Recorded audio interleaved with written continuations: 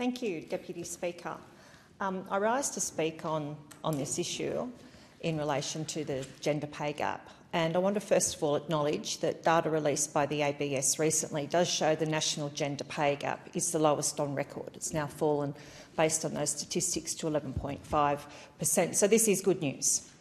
And since being elected Deputy Speaker, I've spoken on many occasions about the need for the government to do more for women, particularly on paid parental leave. And that is why I am very pleased that the government has now agreed to including superannuation, for example, on government-funded paid parental leave from the 1st of July 2025. And similarly, and that was supported by those on my side, and similarly the expansion of paid parental leave with access to up to 26 weeks of leave by July 2026 is similarly a measure that's been supported by the coalition, and it is to be commended because, Deputy Speaker, for far too many years now, women have been financially punished for the intrinsic role that they have in bearing children. And these are some measures that will go some way to assisting women with both the gender pay gap, but also the disparity that is there in women's average superannuation balances compared to Australian men.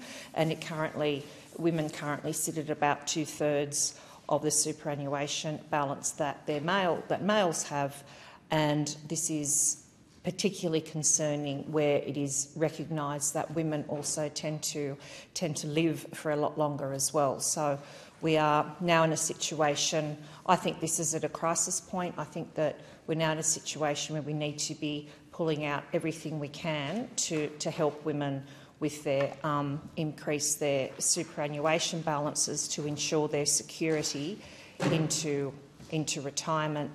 And this then moves into a space where the government has significantly failed, Deputy Speaker, and continues to fail women and Australians overall, and that is on housing. In March 2022, this Prime Minister went into the election and said that mortgages and rents would be cheaper under Labor, and that is simply not the case. After 2.5 years, it is not the case.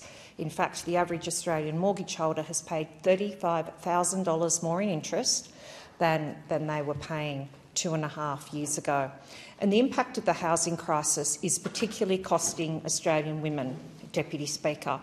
I just had a look at a study that was done by the Australian Housing and Urban Research Institute recently, and it revealed a couple of points that I'll just very quickly summarise. Women are less likely to be able to save for a deposit on a home, and those who do manage, it takes far longer for them. On average, it takes a year longer for a single woman to save for a deposit than it does for a single Australian man.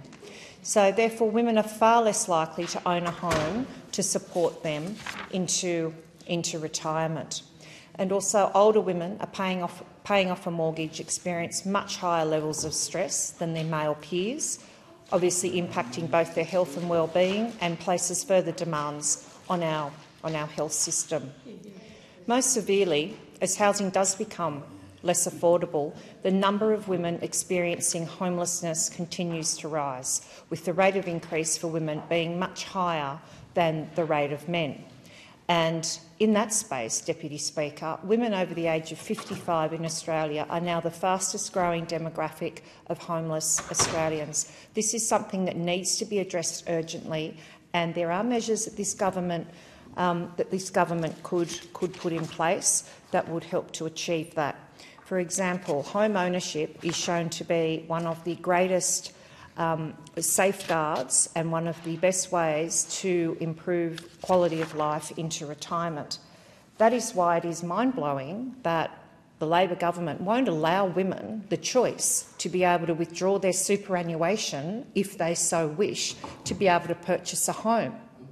And it is really, significantly impacting women, particularly older women over the age of 55 and 60 who maybe have experienced a divorce, and then they are unable, with the proceeds from the family law settlement, to be able to buy their own home. That's why the Coalition supports this very sensible policy, and I'd call on the Labor government to also support this if they are in fact serious about women.